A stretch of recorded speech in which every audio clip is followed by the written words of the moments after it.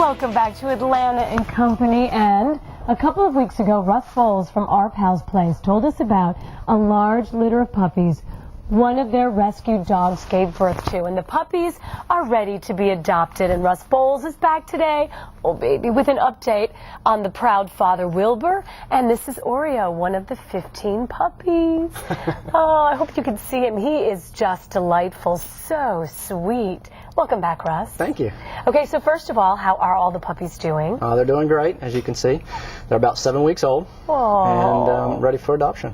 And now, Oreo, so this is Oreo. This is Oreo. Okay, now remind everyone how you got so many puppies. Well, our main mission is to go into the county shelters, and we rescue dogs that are getting ready to be euthanized. Okay. And we actually rescued the mother, not even knowing that she was pregnant at the time. And she ended up having 15 puppies. So quite a few puppies. I got you. And they are ready to be adopted? They're 7 weeks? Yep, they're ready to be adopted.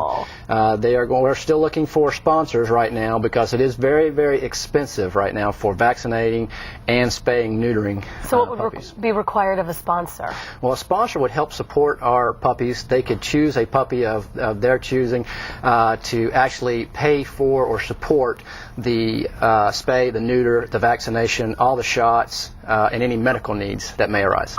Now tell me, oh, little Oreo, it's okay, baby, I got you. Now, tell me about Oreo. What kind of a mix is he and how big will he get? Well, his mother is a Tennessee Walker Hound. Okay. And her father is a Hound mix as well. And Wilbur was on not too long ago. So I would suspect that Oreo will probably be about 65, 70 pounds at the most. Oh, wow. Okay. Now, for viewers who may not know the importance, oh no, who's this? That's Wilbur. Oh, that's Wilbur. That's the dad. That's right. Oh, Wilbur. So will Oreo look a little like Wilbur, be about his size? I would assume that they'll be about the size. And we hope that they have all the temperaments of Wilbur, too. He's such a laid-back dog. He's a great, wonderful dog. Oh, so he'll have the same disposition. That's what we're hoping. Yeah. Now, was Wilbur adopted? Wilbur has not been adopted yet. He had to go through heartworm treatment first. Okay. He is now cured of the heartworms, and he's looking for a permanent home as well. Oh, good. Okay. Now, for viewers who may not know the importance of puppy socialization, tell us what that is and why that's important. Okay. During their development, early years, it's very, very important and critical to get them used to different surroundings. Let's say you introduce them into your house, a vacuum cleaner, for instance. Right. So you turn the vacuum cleaner on, the dog may be startled. So essentially what you're trying to do is you're trying to get the puppy, used to different noises, different sounds, different objects within your home. So he's natural, he's not scared. Right. And you also want to take him to parks. You want to introduce him to different people. You want to introduce him to children, to adults, to other dogs, other animals, people on skateboards, people on bicycles. So it's getting them used to all the different the stimulus that they could be exposed to in the different environments. Now here's some of the other puppies. Yes. Now how many puppies total are there?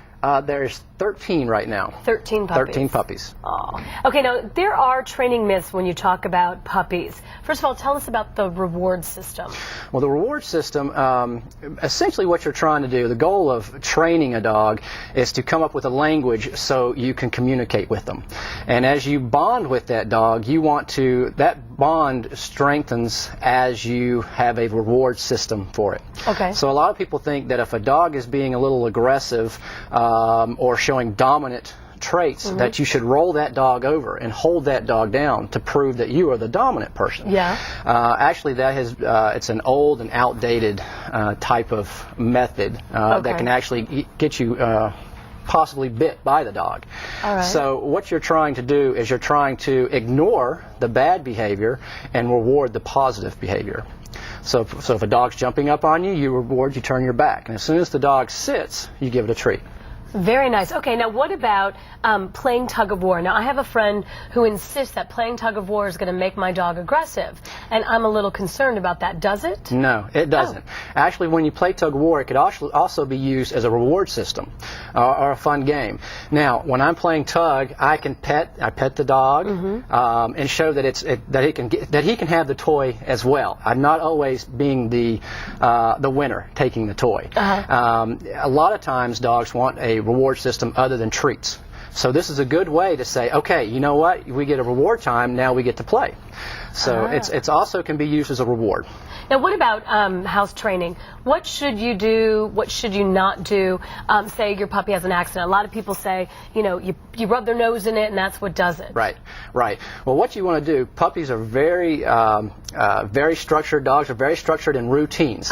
So as soon as your puppy wakes up from taking a nap or is done playing, you want to take them outside. You want to take them outside frequently so that they get used to going outside and using the bathroom out there. And as soon as you see them use the bathroom, you praise, you make it a big deal. It's great. You give treats. This is the best thing ever. So what happens when you have a puppy who has an accident in the house, as soon as you see them having that accident, you want to kind of get their attention. You don't want to scare them, but you want to get their attention, get them outside real quick, and as they finish doing their business, then you give them a reward. Now, rubbing their nose in it will typically cause them to fear. Could fear you, so that they're not going to eliminate in your presence, or they may go into another room, so they're not anywhere around you when they do this type of behavior. And do they remember? Because I know a lot of times people tell me dogs don't have a good memory, so if a dog does have an accident and you come home an hour later and you rub their nose in it, they may not remember. Right. Dogs cannot associate, you sometimes see them have a guilty look on their face. Yeah. And that guilty look is really that they're submitting to you. And they're used to a reaction. So no, they cannot, if it's after the fact, well after the fact, they cannot remember or associate that negative response with the urinating or the peeing in the house.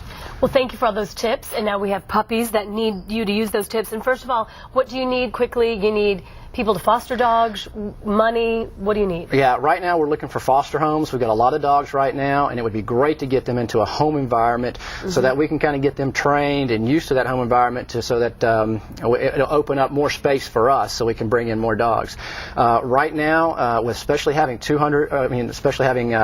13 puppies and the costs are about $250 a piece. We really need donations. We really need some support. And but anybody that's looking just to play with our dogs, socialize with our dogs, we're looking for volunteers. So more than happy to have them come out, meet our dogs, and see if they have any interest in volunteering. Terrific. And I think Oreo's sound asleep. He's finally gotten comfortable. He was a little nervous. Thank you, Russ. And I can't believe you brought. Hopefully my fiance's not watching this live, because otherwise you may be getting a phone call. He is sweet. And if you want to make a phone call and adopt any of the available animals, the puppies, full-grown dogs, their dad is still available, these puppies' father, please call 678-795-0202 or log on to ourpalsplace.net. You can see photos of all the dogs and cats that need homes.